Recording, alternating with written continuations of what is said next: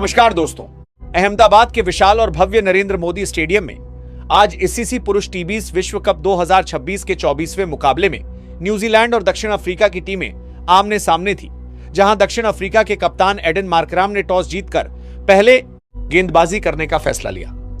New Zealand की ओर से पारी का आगाज करने के लिए फिन एलन और टीम सीफर्ड की सलामी जोड़ी मैदान पर उतरी, जहां दक्षिण अफ्रीका की ओर से लुंगी एनगिडी पहले ओवर में अपनी सटीक गेंदबाजी के साथ आक्रमण पर तैनात हुए। टीम सीफर्ड ने एनगिडी की पहली ही गेंद पर अपनी कलात्मकता दिखाई और बाहरी किनारे के साथ चौका जड़कर स्कोरबोर्ड को चालू किया। टीम सीफर्ड पुल शॉट खेलने के प्रयास में 9 गेंदों पर 13 रन बनाकर आउट हो गए।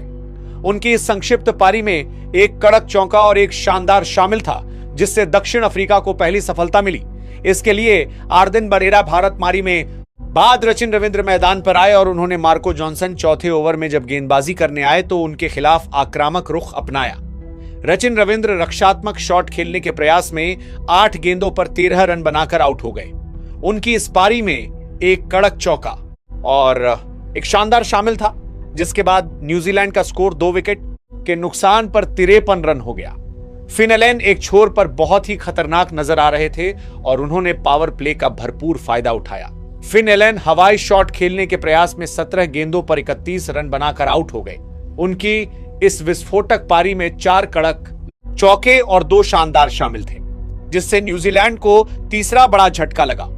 अहमदाबाद के भव्य नरेंद्र मोदी स्टेडियम की जीवंत पिच पर न्यूजीलैंड की मुश्किलें तब और भी ज्यादा गंभीर हो गई जब उनके अनुभवी बल्लेबाज ग्लेन फिलिप्स दक्षिण अफ्रीका के प्रमुख स्पिनर केशव महाराज के जाल में फंस गए। केशव महाराज 7वें ओवर में अपनी रहस्यमयी फिरकी गेंदबाजी और सटीक लाइन लेंथ के साथ जब आक्रमण पर दोबारा तैनात हुए तो उन्होंने अपनी एक घूमती हुई गेंद पर फिलिप्स को पूरी तरह चकमा दे दिया।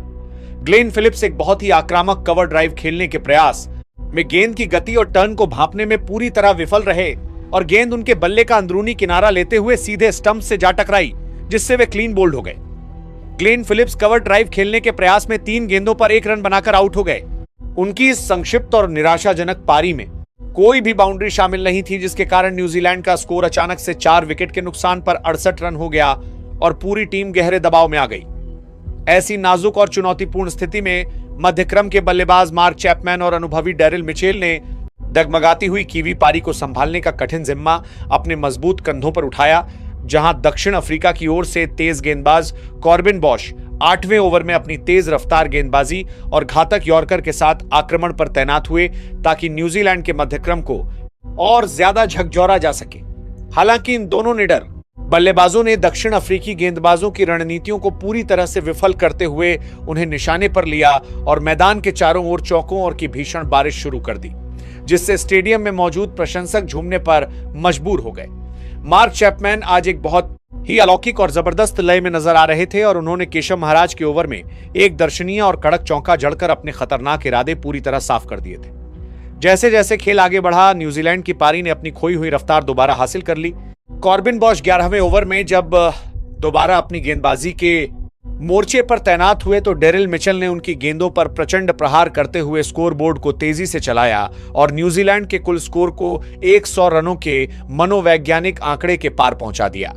डेरिल मिचेल 18 गेंदों पर 28 रन पर नाबाद थे और उनके साथ मार्क चैपमैन 17 गेंदों पर 34 रन पर नाबाद रहकर दक्षिण अफ्रीकी गेंदबाजों की धज्जियां उड़ा रहे थे, जिससे कप्तान एडेन मार्कराम के चेहरे पर चिंता की लकीरें साफ नजर आने लगी थी। खेल के 12वें ओवर में दक्षिण अफ्रीका के कप्तान एडेन मार्कराम 12वें ओवर में स्वयं अपनी स्पिन गेंदबाजी के साथ मोर्चे पर तैनात हुए ताकि रनों की इस सुनामी को किसी तरह रोका जा सके, लेकिन न्यूजीलैंड के बल्लेबाजों ने उनका स्वागत ही गगनचुंबी के साथ किया।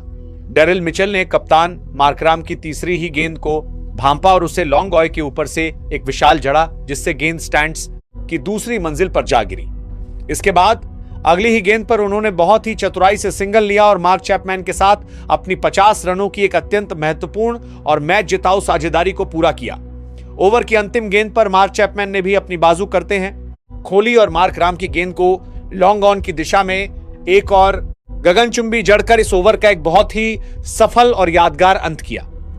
12 ओवरों के खेल की निर्धारित और रोमांचक समाप्ति के बाद न्यूजीलैंड की टीम ने 4 विकेट के नुकसान पर 121 रनों का एक बहुत ही मजबूत, चुनौतीपूर्ण और अभेद्य स्कोरबोर्ड पर खड़ा कर लिया था, जहां रनों की रफ्तार 10.08 प्रति ओवर की बहुत ही शानदार दर से चल रही थी।